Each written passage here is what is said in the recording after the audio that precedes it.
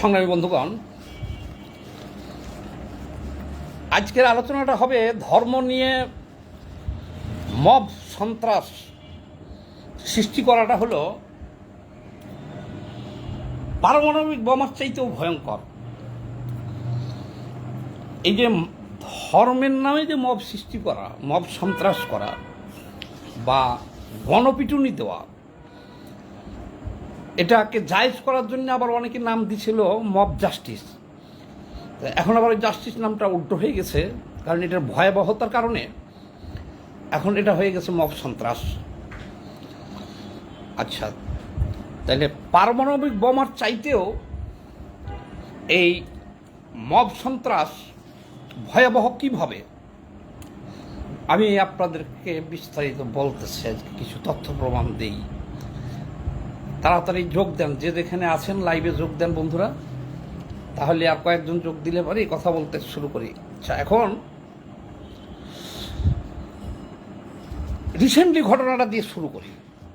যে লালমনিরহাটে আমরা যে ভিডিওটা ভাইরাল একটা ভিডিও পাইলাম লালমনিরহাটের, যেখানে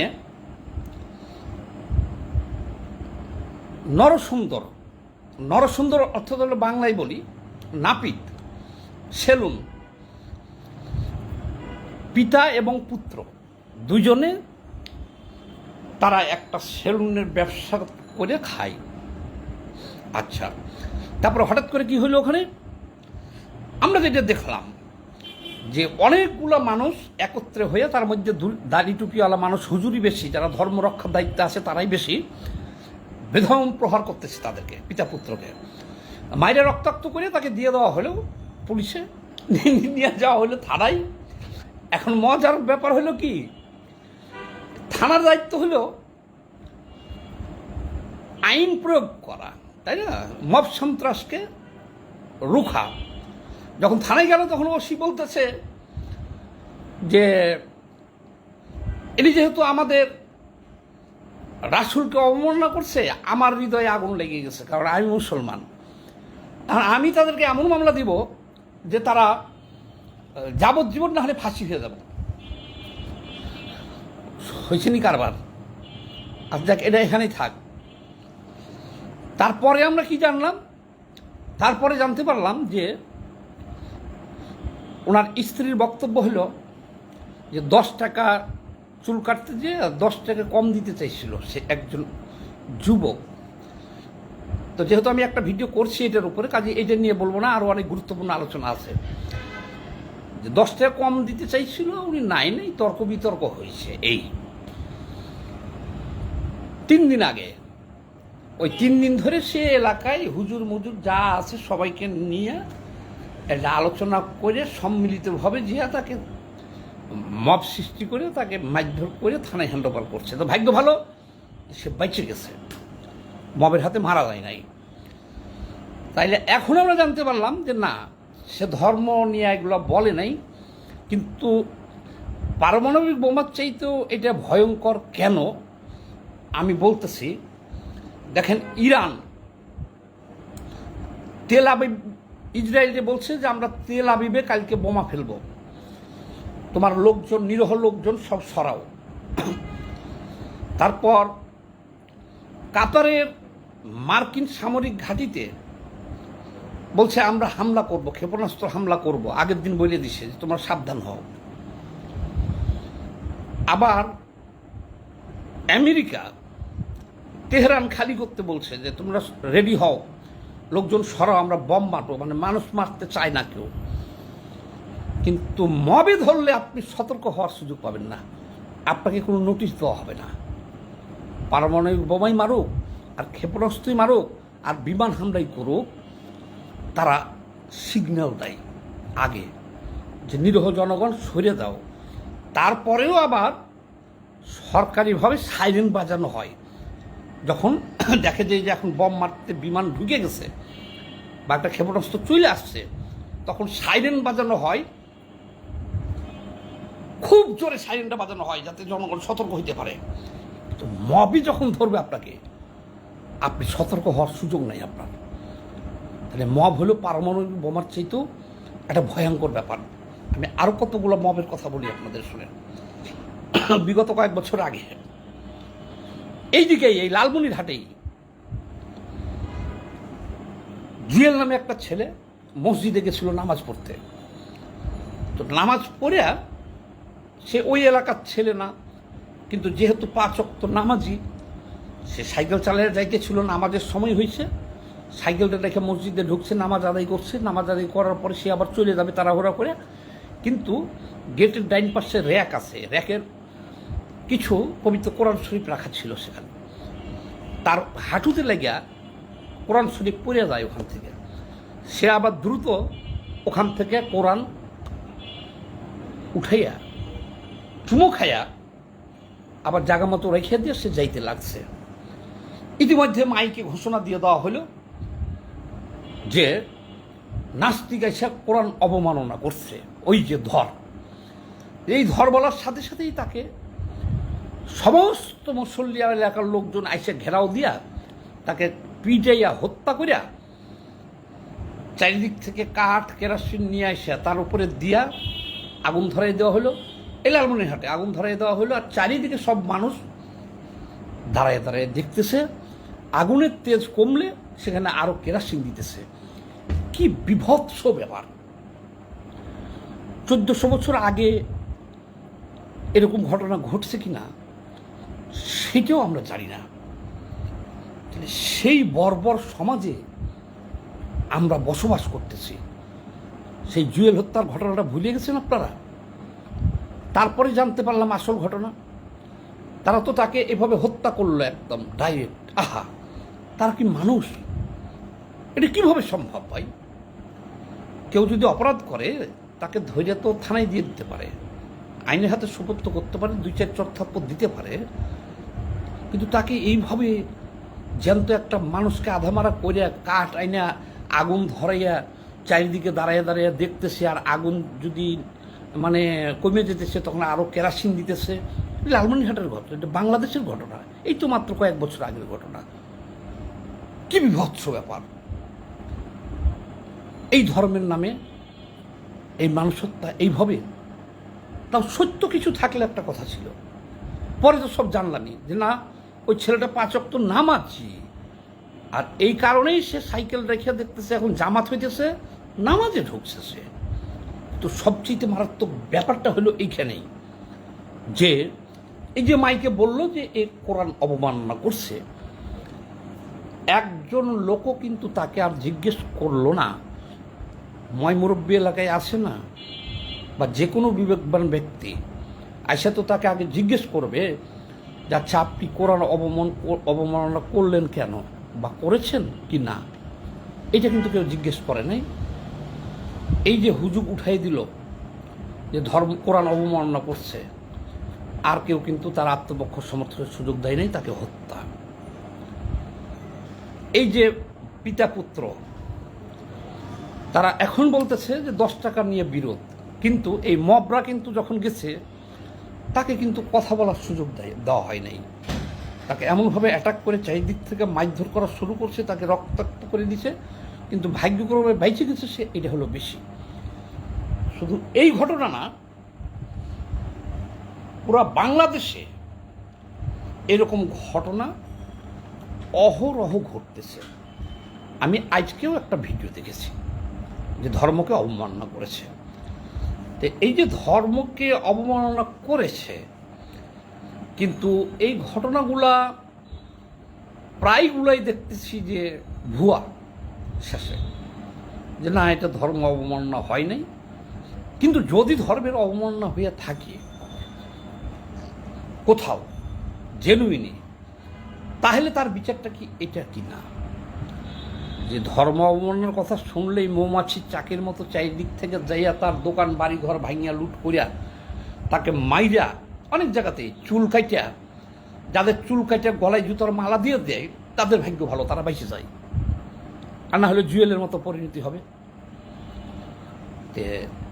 আমরা কত বড় মূর্খ দেশে বসবাস করতেছি, কত বড় অন্ধর দেশে বসবাস করতেছি, যারা ধর্ম নিয়ে এইভাবে মানুষকে হত্যা করতে পারে, এইভাবে মানুষকে পিটাইতে পারে, আচ্ছা, এখন আসেন, এটা কিন্তু সারা বাংলাদেশেই ঘটতেছে অহরহ, ঠিক আছে? অনেক শিক্ষকের গলায় চুল কেটে দিয়ে জুতার মালা দেওয়া হয়েছে, বলছে ধর্ম অবমাননা করছে। ধর্ম অবমাননা করছে কে? শিক্ষক। ছাত্র বা ছাত্রী ফাইভের, সে ধর্মের অবমাননা কি বুঝে? সে বাইরে যে বলছে যে ধর্মের অবমাননা হয়েছে, এলাকাবাসী সব এসে সেই শিক্ষকের চুল কাটে গলায় জুতার মালা দিয়ে ঘুরাইতেছে। এরকম একটা ভয়ঙ্কর দেশে আমরা বসবাস করতেছি। কেউ যদি শত্রুতামি করে খালি বলে দেয়, আপনি কোথাও গেছেন অপরিচিত জায়গায়, অন্য এলাকায় কোনো কাজে গেছেন, কিন্তু কেউ যদি শত্রুতামি করে বলে দেয় যে ইনি ধর্মের অবমাননা করছে বা রাসূল সাল্লাল্লাহু আলাইহি সাল্লামকে কটূক্তি করছে, তাহলে কিন্তু আর আপনার উপায় নেই, নির্ঘাত মৃত্যু। আমরা একবার একজনকে বাঁচাই দিছিলাম, এই কারণ বাজার বটতলাতে এরকম একটা ঘটনা ঘটতে লাগছিল। সেখানে নোয়াখালীর লোক বেশি দেখি একজনকে ধরে এরকম মব সৃষ্টি করে মারতেছে। পরে যাই হোক, আমরা কোনো রকম ছাড়াইয়া জিজ্ঞেস করলাম, আসলে কিছুই না, সে ধর্ম নিয়ে সে তেমন কিছু বলে নাই, তবে ধর্ম নিয়ে বাহাত হয়েছিল তার সাথে। তো এই জন্যে বললাম যে এই ধর্ম নিয়ে যারা মব সন্ত্রাস করতেছে, এরা পারমাণবিক বোমার চাইতেও ভয়ঙ্কর। এখন কথা হলো যে এই মব সন্ত্রাসটা করে কারা? দেখেন, আমাদের দেশে এই যে মাদ্রাসা, লক্ষ লক্ষ মাদ্রাসা, এই মাদ্রাসা পড়ুয়া লোকগুলা বেশিরভাগই হলো বেকার, তাদেরকে সরকার কর্ম দিতে পারে নাই। আর মাদ্রাসায় লেখাপড়া কইরা তারা যে শিক্ষাটা পেয়েছে, সেই শিক্ষা নিয়ে তারা কর্মটা পাবেই কোথায়? সরকারি কোনো জবে তো তারা টিকতে পারে নাই। আর সরকারি জবই কতটুকু আছে? তাহলে এই যে মাদ্রাসা শিক্ষায় শিক্ষিত একটা বিশাল গোষ্ঠী আমাদের দেশে আছে, এরা জাতীয় অর্থনীতিতে, দেশের উন্নয়ন ও অগ্রগতিতে এরা কোনো অবদান রাখতে পারে না। এরা রাষ্ট্রের বোঝা, নিজ পরিবারেরও বোঝা। এগুলো গার্মেন্টসের নারী শ্রমিকরা, কর্মীরা, এরা কিন্তু দেশের অর্থনীতিতে অবদান রাখতেছে, দেশের মঙ্গল করতেছে। প্রবাসী যারা আছে, রেমিটেন্স পাঠাইয়া দেশের কি উন্নয়ন ও অগ্রগতির সহযোগী। কিন্তু বিশাল মাদ্রাসা পড়ুয়া যে গোষ্ঠী আছে বেকার, তারা কি করবে বলেন? তারা মাদ্রাসায় শিখছে টাকনুর উপরে কাপড় পরা, ঢিলা কুলুপ ব্যবহার করা, তারপরে কোনো নারী, বেপর্দা নারী রাস্তায় বের হলে কি করতে হবে, চোখের জেনা হয়ে যায় কি না, বা কিভাবে জিহাদ করতে হবে করে ইসলামিক খেলাফত কায়েম করতে হবে, কিভাবে ইহুদি নাসারাকে ধ্বংস করতে হবে, বা কিভাবে একজন হিন্দুকে মুসলমান বানাইতে হবে। মানে বেহেশতে যাওয়ার, মাদ্রাসা পড়া শেষ হয়ে গেলেই এখন বেহেশতে যাওয়ার প্রস্তুতি। ইহজগতে যে তারা কিছু করবে, দেশ ও জাতির কল্যাণে কিছু করবে, এটা সুযোগও তাদের নাই, তারা করেও না। এই কারণে আমাদের দেশের সমস্যা বেশি। এই বিশাল গোষ্ঠীটা দেখেন, জিহাদের জন্য তারা ঘুরে বেড়ায়, সারাদিনই ঘুরে বেড়ায়। এদের কোনো কাজকর্ম নাই, কাজকর্ম আমরা দিতে পারি নাই, রাষ্ট্র দিতে পারে নাই। আর তারা মাদ্রাসায় যা শিখছে সেটা কায়েম করার জন্যই সারাদিন ঘুরে বেড়াইতেছে। কেউ দেখেন ব্যানার লিখতেছে, একটা টিনে লিখতেছে আল্লাহু আকবার, লেখা গাছে লাগাইতেছে। ভাই, এটা এখানে লাগাইতেছেন কেন? বলতেছে যে এখান দিয়ে যত লোক হেঁটে যাবে, এই আল্লাহু আকবার যে যতবার পড়বে আমি তার সওয়াব পাবো। এগুলো করে বেড়াইতেছে, গাছে গাছে আল্লাহু আকবার লিখে দিতেছে, ওয়ালে ওয়ালে লিখতেছে। এদের তো কোনো কাজ নাই। বললাম না যে মাদ্রাসা থেকে বের হওয়ার পরে বিশাল একটা জনসংখ্যা পরকালে যাওয়ার জন্য প্রস্তুতি নাই। আর কোথায় কোন দিক দিয়ে কে ইসলামের হুকুম হকিকত বরখেলাপ করলো এটি ডিউটি করে। এটা কিন্তু ছোটোখাটো সমস্যা না। এই সমস্যাটা সরকার যদি শক্ত হাতে দমন না করে, এ সরকারের পক্ষে সম্ভব না। এই সরকার তো খুবই একটা দুর্বল সরকার। কাজেই এই সরকারের আমলে মব সন্ত্রাস রোখা সম্ভব না।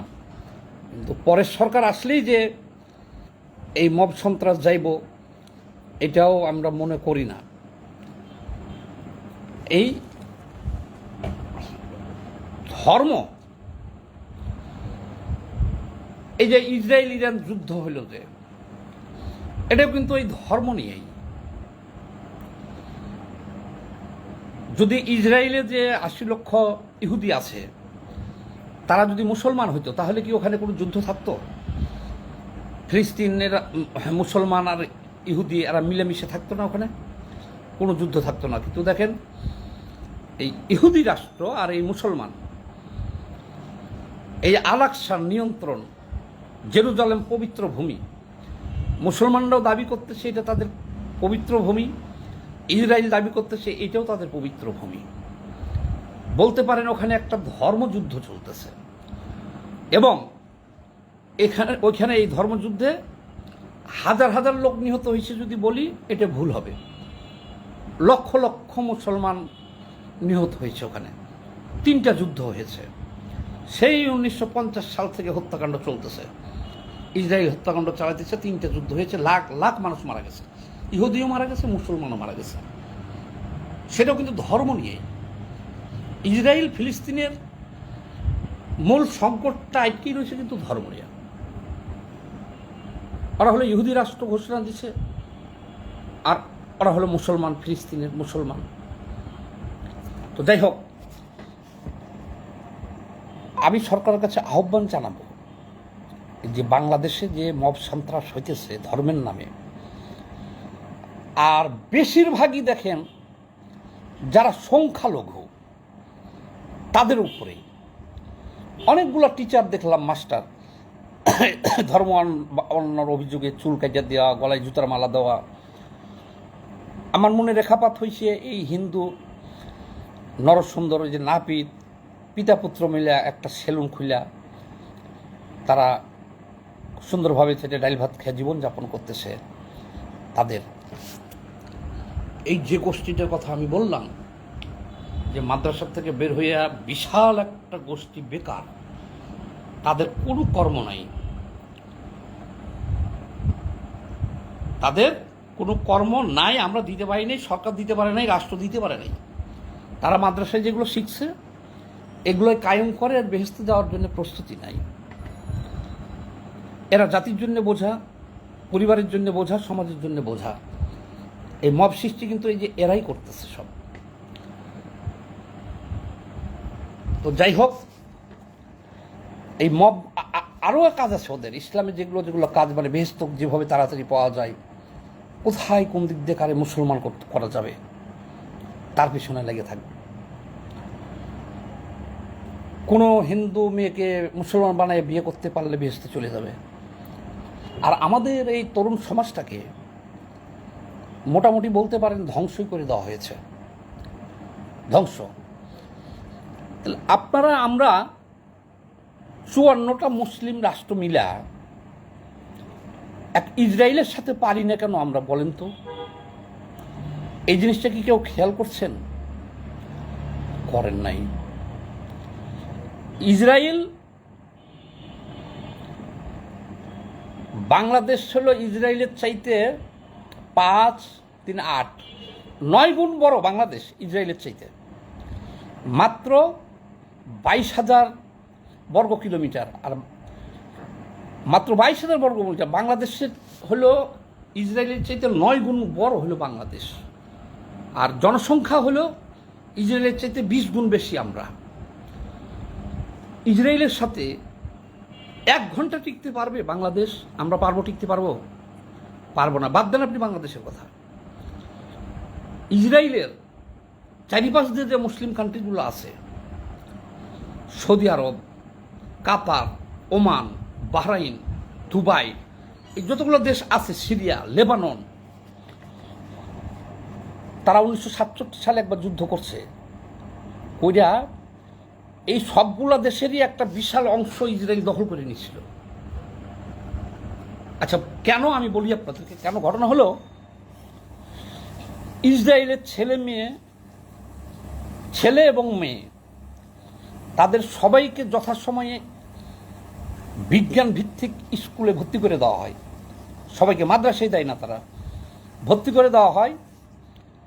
তাদের সন্তানরা সেভাবে মেধাবী হিসেবে গড়ে তোলে। তারা জ্ঞান বিজ্ঞানে এত অগ্রগতি, এই যে আড়ি পাতার যন্ত্রটা, মানুষের আড়ি পাতার যন্ত্রটা বিশ্বের সবার ইসরায়েলের কাছ থেকে কিনে নিতে হয়। অর্থাৎ তারা শিক্ষিত জাতি এবং জ্ঞান বিজ্ঞানে তারা আমেরিকার চেয়েও অ্যাডভান্স। তাদের একটা সন্তান হওয়ার পরে সেটা শিক্ষা দীক্ষার ভার সব সরকারের, এবং সেই স্কুলে নির্ধারণ করে যে ছেলেটার যতটুকু ব্রেন তাকে সেই কাজে নিয়ে লাগাই দিতেছে, গবেষণায়, চাকরিরও কোনো সমস্যা নেই তাদের। আর তার পাশের যে দেশগুলো আছে দেখেন, মুসলিম কান্ট্রিগুলো, তারা কি করে, তারা তাদের ছেলেপেলেগুলোকে এরকম মাদ্রাসায় ভর্তি করে দেয়। মাদ্রাসায় কিছুদিন যায়, লেখাপড়া শিখে, কিছুদিন যায় তারা মাদ্রাসায়। যাওয়ার পরে কি, ওই যে তেল বেচা টাকা আছে, সৌদি শেখেরা সব, এই সৌদি না, এই যে কয়টা মুসলমান রাষ্ট্রের নাম বললাম, বারবার বলবো না, এই শেখেরা কি করে তেল বেচা টাকা দিয়ে জানেন?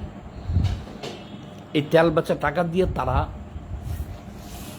ইউরোপ, আমেরিকা, দুবাই, বিভিন্ন দ্বীপ, এগুলো কিনে নিয়ে তারা ফুর্তি করে বেড়ায়।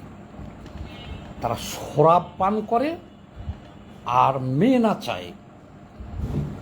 শত শত কোটি টাকা তারা প্রতি বছর খরচ করে এই শেখেরা সব। আপনি হতবাক হয়ে যাবেন। নাই কোনো শিক্ষা দীক্ষা, নাই কোনো জ্ঞান বিজ্ঞান। যখন ইসরায়েল হামলা করে তখন তারা আবাবিল পাখির দিকে চেয়ে থাকে, আর না হলে আমেরিকার দিকে চেয়ে থাকে। আমেরিকা 17টা ঘাঁটি করে রাখছে এই পারস্য উপসাগর এলাকায়। কয়টা? 17টা। তার মধ্যে কাতারে একটা। কেন?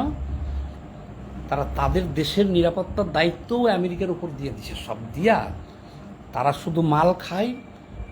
আর মেয়ে নিয়া যদি পিনাকি ভট্টাচার্য হইতো তাহলে খুব ভালো ভাষায় বলতে পারত। সব শেখরা যত আছে, সৌদি আরব থেকে শুরু করে Oman, Qatar, Dubai, Lebanon, Syria, Jordan, Bahrain, Syria,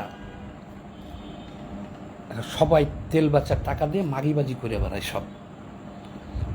আর ছেলেপিলেকে মাদ্রাসায় দেয়, কিছুদিন লেখাপড়া করে বাস চলে আসে। জিহাদ, ফিলিস্তিন দেখেন, হামাস দেখেন। হামাস তারা অত্যন্ত সাহসী যোদ্ধা। যুদ্ধটা আপনি করবেন কি দিয়া? ইসরায়েলে মাত্র 80 লাখ লোক, ইসরায়েলে মাত্র 90 লাখ লোক, তার মধ্যে 20 লাখ হলো মুসলমান। মাত্র 22,000 বর্গ কিলোমিটারের একটা রাষ্ট্র। তাহলে মানুষ তো দেখেও শিখে যে তাদের পরিবেশটা কি, তাদের সমাজটা কি, তাদের শিক্ষা দীক্ষাটা কি। তো যাক, আজকের ভিডিওটা অনেক বড় হয়ে গেল। তো সবাই ভিডিওটা শেয়ার দিবেন। আমি সবাইকে সতর্ক করার জন্যেই এই ভিডিওটা করলাম। কেউ আইন নিজের হাতে তুলে দেন না নাই, আর কেউ মব সন্ত্রাস না করে, ধর্ম অবমাননার নামে সংখ্যালঘু নির্যাতন না করে, আর কেউ আবার মব সন্ত্রাসে পড়েন না। সতর্ক থাকেন। জালাল উদ্দিন সরকার লিখছেন কি, দোয়ায় পোয়া হয় না, এটাই মৌলবাদীরা বুঝতে পারে না। হ্যাঁ, ধোয়া তো সব কাজে লাগে না, আপনি ঠিকই বলছেন। সোহান বিন জামাল উদ্দিন দেখছেন আমাকে, অঙ্কুর দাস দেখছেন আমাকে, কাসেম দেখছেন, কাসেম ভাই দেখছেন আমাকে। আর এই যে নজরুল ইসলাম মোহাম্মদ ভাই তো আমার সাথেই থাকে সবসময়। সবাই ভালো থাকবেন। ভিডিওটা বড় হয়ে গেল। একটু বেশি বেশি করে শেয়ার দিয়ে দিন, ধন্যবাদ। দুর্বল সংযোগ এই এখন